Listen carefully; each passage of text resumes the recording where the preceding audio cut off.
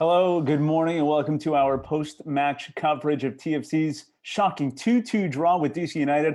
I'm Asa Raymond along with Gareth Wheeler and Oliver Platt. Guys, I was going to ask you your morning routine. This looked like everything was in cruise control. TFC was well on their way to picking up the full 3 points, but that's not how this played out. It started out as a dominant performance by Toronto. Ayo Akinola, in his third career MLS start, opens a scoring in the 12th minute with a delicious strike that he nabbed his second in the 44th, thanks to an unselfish assist from Alejandro Pozuelo. Just before the break, Moreno picks up a second yellow. DC down to 10 men for the second half. TFC in complete control, right? Wrong. DC scoring in the 84th minute, then in stoppage time to steal a draw and shock TFC. Gareth, let's go to you first. How would you describe this performance by TFC? 75 minutes of dominance, 15 minutes of madness, really, because this game should have been done and dusted before that. And Toronto FC couldn't put a foot in wrong for the better part of 75 minutes, right? It was one-way traffic. It almost became too comfortable. Yeah, Toronto FC didn't bury a few chances that they probably want to have back. Akinola, feel-good story with 2 goals, but then self-inflicted wounds down the stretch. And this Toronto FC team over the course of the last 2-3 seasons has been the best team in Major League Soccer in the final 15 minutes of the game. It hasn't been close. It's not fitness. These were simply mental errors. Laurent Simon trying to be too cute, not play a safe pass behind him, tries to needle a pass through to Nick De Leon. It goes the other way. Defense is spread wide open, and Federico Higuain, a Toronto FC killer, wonderful finish. He scored more goals against TFC than anyone else. 2-1, game on, and Richie Larea, just an unnecessary foul right on the touchline, setting up a free kick opportunity. You know, DC United comes away with the ball inside the box, back in the net, 2-2. So I think that the fact that Toronto FC was up a man, DC United was playing with 10 men, could have been down to 9 men. Toronto FC took their foot off their gas. It looked like a training session out there in the second half. And you're like, okay, it seemed like they were conserving energy looking ahead to Thursday night, but that's what football is all about, right? So they almost got punished by the circumstances, because I think we all would have agreed conserving energy at that time in that heat made a lot of sense. But full credit to DC United for punching back in the most improbable way possible. I thought it was comfortable even after the Higuain goal. It still had that sense of, just seeing out the 2-1 victory at that point. Go ahead, Oli.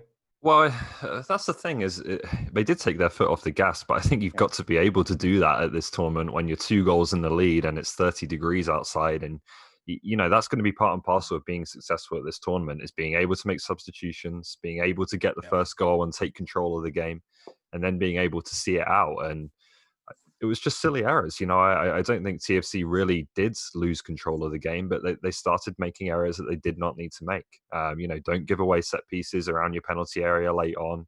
Don't play with passes that don't need to be played. And it's a baffling result for TFC. It just seemed like they couldn't have been more comfortable going into that last 20 minutes. I thought I was going to step away, make a fresh pot of coffee. I thought honestly, because it was almost too easy for Toronto FC, but if Felipe gets sent off, I think he should have. And I'm not trying to make excuses for Toronto FC, but there were so many circumstances that played out that could have made things even more comfortable if you could imagine, for Toronto FC. But conceding in that manner in those 2 goals, I mean, Greg Vanney's got to be livid, because that's not a point earned. That's 2 points lost here today. For sure. No, well, let's look at Greg Vanney, because he might take some of the blame here. He's up a man and a 2-0 lead. Greg Vanney likes to swap his center backs, calls on Laurent Simon and Eric Zavaleta to see out this match. So how much blame should the coach take for this, Oli? I don't think it's on Greg Vanney, this one. Firstly, he did say in his post-game interview that he had to make the centre-back changes. So I'm not sure what happened there, if there was some muscle tightness or whatever the case may be, but it sounded like he didn't really want to make those changes and was forced into them somehow. We'll have to wait for more information on that. But my question is, if you can't put those 2, Zavaleta and Simon, into that situation and into that game the way it was, when can you put them in a game? It couldn't have been a more comfortable situation, a more gentle introduction to the season for them. Zavaleta, I think maybe could have done better on the aerial duel on the second goal, but you do have to say that Simon was the bigger culprit. Just a poor pass into midfield that creates a counter attack and the first goal, and then he's not alert enough to the second ball and the second goal. So yeah, that's a big problem for TFC. One of the questions we would have asked about this team coming into this game is, at certain positions, there isn't much depth. There's a big drop off between the starting players and the backups, and that's certainly the case at centre back. And you have to wonder, not really knowing what this MLS season is going to look like, but you have to wonder if that's a position that TFC needs to strengthen to have, a more reliable third choice central defender. Well, Simon's on a lot of money, and Yeah. he really struggled at the beginning of last season. But as the season went on, I mean, he's filled in admirably for Omar Gonzalez when he was out hurt, to the point where Gonzalez in big games was kept out of the team for precautionary reasons. And the fact that Simon made that spot his own, but that's what he's known for. He's a high risk player. He's prone to making errors. And this is something that obviously no one's going to be happy about inside the Toronto FC room. You cannot make that pass down the middle. Like, DC United has 10 players behind the ball. All you need to do is play it safe. You can play it square to Zavaleta. You can play it back to Westberg. I mean, as a professional footballer of his quality, this guy's played in European championships. He's been a Belgian international. I mean, this isn't just some scrub off the street. He has to know better. And Eric Zavaleta didn't do much wrong for me. He should win that ball in the box, but was there a little bit push from behind? I don't know. It's kind of irrelevant.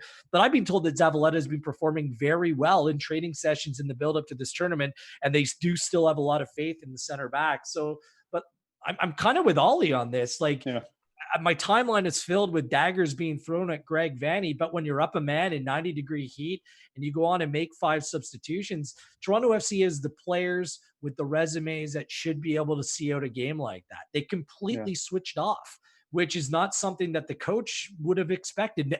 No one would have expected that. So that's on the players. That's not on the head coach. Well, that's sorry, Asa, just to add on that, that's Simon's biggest weakness for me, is that he does have the quality to play those difficult vertical balls into midfield, and so he does them when he doesn't need to. He tries it when he should just, as Will said, play it back to Westberg, reset, and kill the game. Mm-hmm. Well, and at the same time, sorry. So just one more thing, and we'll look at those moments, but let's be honest, with the amount of pressure and the chances that Toronto FC had, this should have been 3, 4, 5-0. Like, if I know that everyone will look at the mistakes, but that's where the killer instinct needs to be. Just don't settle for the 2-0. Like, you got to go on and find that third and fourth goal. And perhaps that's where you might have missed a Josie Altidore or a player like that being available in this game today. If it goes 3-0, like, there's no way they're coming back with 3, do they? Like, but you got to finish your chances. Well, that has to be the frustrating thing for TFC fans, because after seeing that first half, they created so many chances. Akinola could have had 3 or 4 in that first half alone, but he doesn't put those away. And what happened in the second half? I think that's has to be a huge question. Offensively, they didn't create enough in that second half. Kurt Larson on Twitter right now wants to get in on this conversation. Of course he does. With you, Platt, obviously, mentioning that you were okay with the fact that TFC took their foot off the gas and should have been able to see this one out. But Kurt's adamant that they should have created more offensively. Oli, do you think that they should have gone for this and gone for more in that second half, especially since they were up a man? Yeah, ideally you add a third goal and make absolutely sure, right? But as I said, I just think this was such an unthreatening situation that, knowing how this tournament is, when you're playing a lot of games closely congested together, especially now given the postponement yesterday, knowing that every game is going to be in 30-degree heat, knowing that in Toronto FC's case that your backups are maybe not quite as good as your starting players in some positions. If there was ever a time to just slow the game down, make a lot of changes, get some players into the game and get them their legs underneath them, this was the time to do it in, right? And you have to have backup players who are capable of just finishing the job there. You can't really excuse it by saying, well, the strikers should have scored more earlier. It's not good enough. Yeah, and I don't think anyone's saying it's okay to take your foot off the gas the way that Toronto FC did, but the way that DC United were playing just so deep, their touches on the ball in this game were horrible. Like, DC United showed nothing over 75, 80 minutes until Federico Higuain came into the game. Honestly, like they brought nothing to this game other than poor touches and poor fouls. And then, so just the way that the game played out, I'm just absolutely shocked. And there's going to be people looking around that Toronto FC room because this is an experienced team that played today. It's not just a bunch of youngsters. And they're going to say the way we finished this game is not good enough. It's going to be about the response on Thursday night against Montreal. It has to come against Montreal, right? I mean, all is not lost. You pick up a point in your first game. New England, they're going to be a tough team to beat. You got to go out and win your match against Montreal on Thursday night. But it's not the first time Toronto FC has gone about business and gone about going down the hard way, right? They seem to not make things easy on themselves, but they turn it up when need be. And I wouldn't expect this to happen again. But Oli, this is the second time it's happened this year. Well, yeah, it had a 2-0 lead went to dust 2-2 in San Jose as well. Yeah. Well, let's focus on the positives then for TFC. There were plenty in that first half to break down, especially the young kid, Ayo Akinola, with the 2 goals in that first half. He could have had a few more. Gareth, how would you assess his performance in just his third MLS start? Good, not great. I think it's a big confidence booster. The goal was reminiscent of Nick DeLeon's against Atlanta in the playoffs last year. Just Brian dropped deep. There was 2 or 3 defenders. No one wanted to pick him up and just pivot, turn, fired. It was great. But when the ball was played into him a couple times, Pozuelo and Endo played him in, and it was on his left foot, just wasn't comfortable. But as a 20-year-old player who can still play for the Canadian men's national team if he wants, there's enough to encourage you that he is a real future ahead of him. He was in consideration to play at the Under-20 World Cup last year as well for the United States. So, I mean, this is a player that has quality and potentially given the opportunity, it can be realized. He's still only 20, Oli. That's his first start since first playing time with the first team since June 30th of last year. So all things considered, I thought he did well. Yeah, I'd go a bit further. I thought he was excellent, to be honest with you. I know that there were a couple of chances that he whiffed on a little bit and he would have liked to have done better with those. But for me, when I look at a young striker, the important thing is not that necessarily maybe he passes up some chances, and it's not even the first goal because you don't score many of those.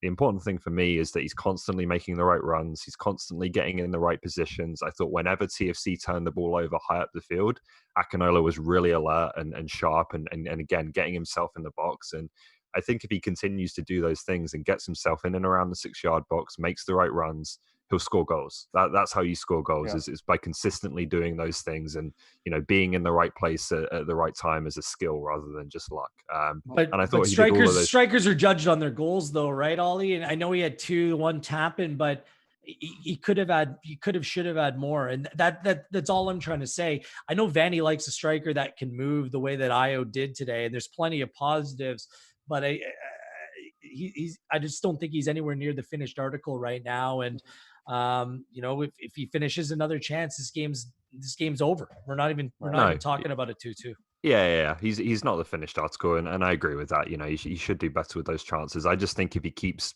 getting in those positions and keeps doing the right things, the finishing will come. That part of it is the part that will come, I think. I agree. He looked active and engaged, and that's obviously encouraging. Hopefully, he can build on this performance. So we go from the kid to the veteran of the group, Michael Bradley. He looks great in this match as well. He was very active. Looked like he was completing all of his passes, something that we're used to seeing from Michael Bradley. How would you assess his performance then, Gareth? A+. The fact that now Michael Bradley is not a designated player is an absolute game changer. I thought he was the best player on the field. To be honest with you, he pulled the strings. His distribution was clean. His movement was good.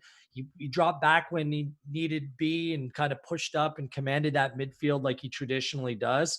I think that's the biggest win for Toronto FC coming out of this game, that Bradley looked so good, because it was a big-time question mark, Oli, coming off what was a very serious injury. Yeah, the man of the match for me, and maybe just having that injury. I know it's not an easy thing to recover from an injury, and there's a lot of hard work that goes into it, but he has been off the field for a few months, and Michael Bradley could probably use that every now and then because he doesn't like to take himself off the field, right? I thought he looked fresh, and the really big thing for me was that he was aggressive. I thought he had the legs and the spring in his step to really play a little higher up the field at times, step up and intercept counterattacks rather than stepping back and containing them. I thought he was able to be really aggressive in that way, and that's Michael Bradley at his best when he has that confidence to really attack the game rather than be playing on the back foot and kind of containing it.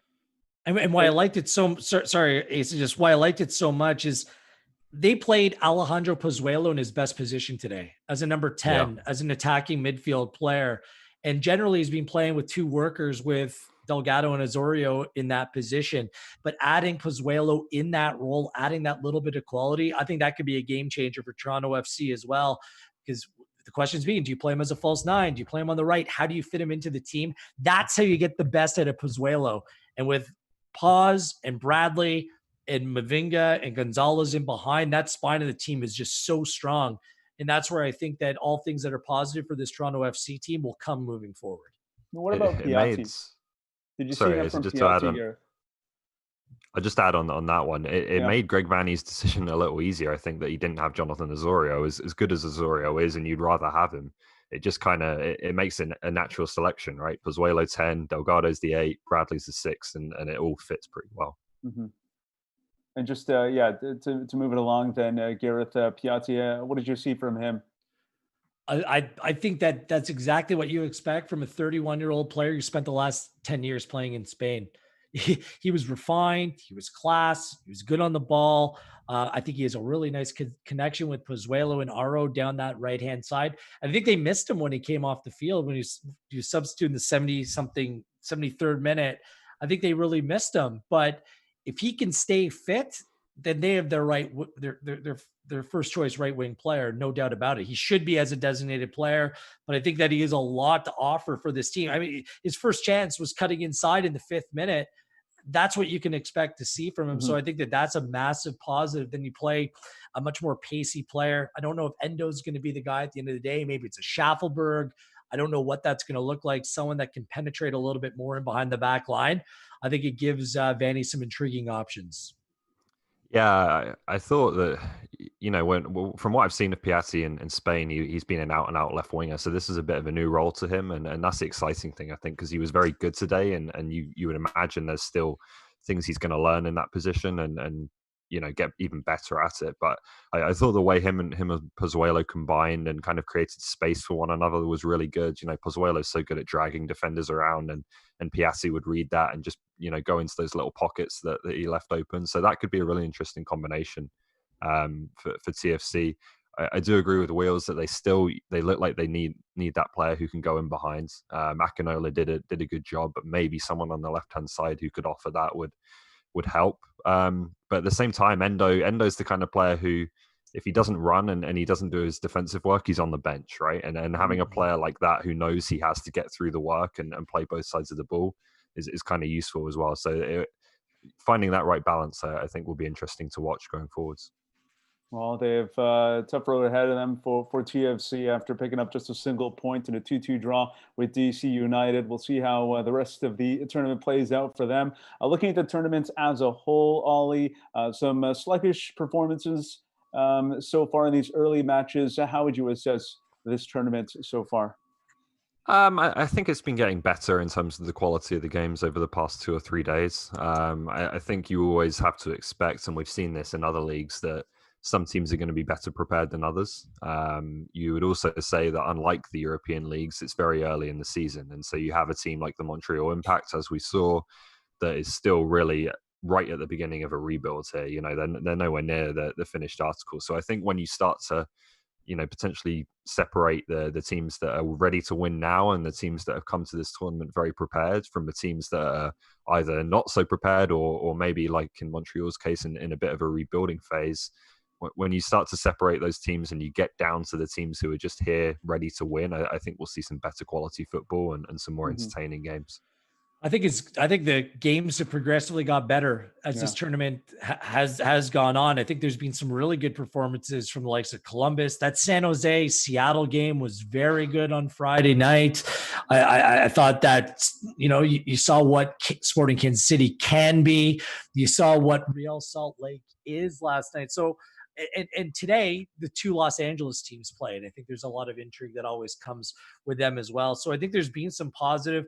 Everything is ramped up in this tournament for me, Ollie. Whether it be the television production, that's been better. The games have been better. Just everything seems to get better, which bodes well for the tournament. Now they just need some regularity, getting these games going without any delays, without any postponements, and just start to build some momentum. That was the thing kind of holding the tournament back for the first 5 days. And a tournament unlike any other with life inside the bubble. The TFC DC United match in particular was rescheduled for a second time after a round of testing on Saturday. It revealed a positive test for a DC player and an inconclusive test for a Toronto player. The results came back negative, and that's why they were cleared to play this morning. So, Oli, how do you feel about how the MLS handled this situation in particular and the tournament overall?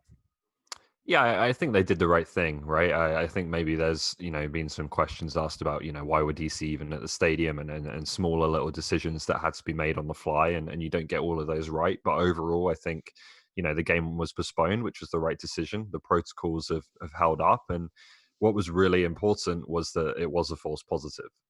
If we'd been in a situation where a player who had been in the bubble for over 10 days, had caught the virus, then obviously that transmission would have come from within the bubble. And that would have been a really, really dangerous spot and concerning spot for MLS to be in if we had evidence of transmission in the bubble. So the fact that it was a false positive is massive for this tournament. And hopefully we, as Will said, we can now kind of, get through these initial growing pains and obviously the positive cases that were brought into the bubble and the teams kicked out.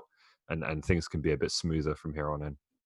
Yeah, just a little bit of a correction. Those players that had the false positives, they were unavailable to play today. They're awaiting their second test results to come back, and they may be able to play as this tournament goes on, but they've been away from the team and they've remained in isolation in their room. So I think the protocols do check out, and I get why people are frustrated and there's some pessimism and some negativity.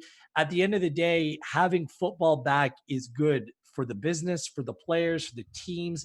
They want to be there.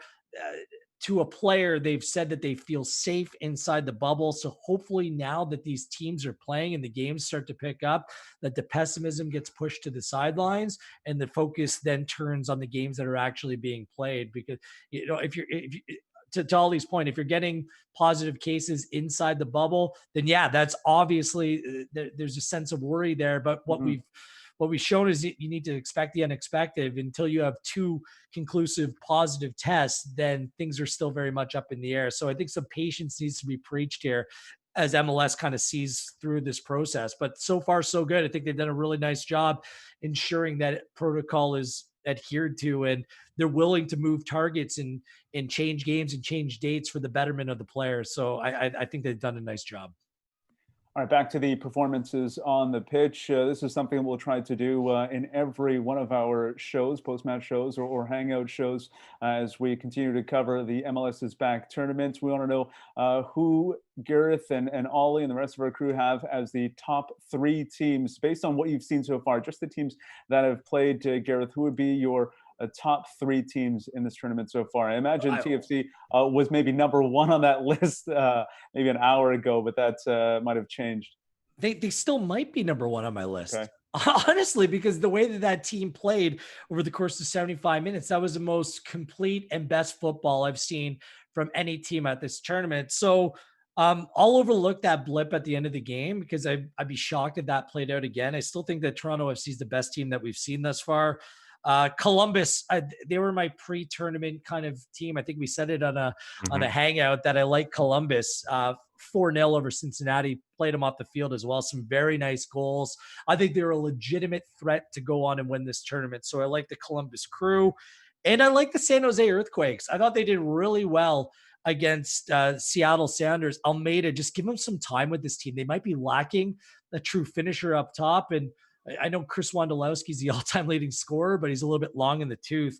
But the way they play, the combative nature, Jackson Ewell is the real deal. That guy can flat out play. And I don't know if you saw this 16-year-old Cade Cowell. He looks like he's about 28, not 16 years old.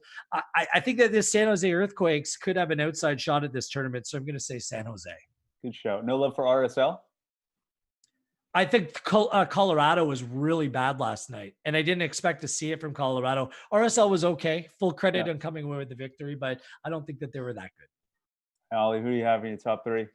I've got Columbus number one, 4-0 win, and they looked as good as we hoped they might look. So they'd be my number one team right now. 2 and 3, I'm sure if we have RSL fans or Philadelphia fans watching, they'll disagree with this. But I'm going to go with the two teams that I thought played a very good 45 to 60 minutes and showed that they could be two of the best teams at this tournament if they can just see out the rest of the game. And that's obviously one is Toronto FC, as we saw today, and the other one Sporting Kansas City, who I still think have all the ingredients to be a top team and were for a good period of that game against Minnesota. But like TFC, it all blew up in their face after the substitutions were made.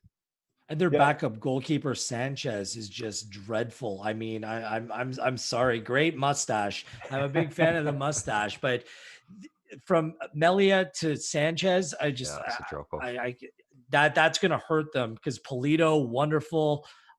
You're right, but once they went down to 10 men, it was like the reverse of DC United, the exact opposite. They just absolutely folded up like a cheap suit. Any dispute on that red card though, to Melia? No, I don't think so. So justified, right? Yeah, I understand. I just didn't. I understand that he took away a goal scoring opportunity, but that attacking player still has work to do. There was defenders back into play. If that was a red card, I don't see how Clint Irwin was sent off or was just given a yellow. I think there's a little bit of inconsistency in the rule.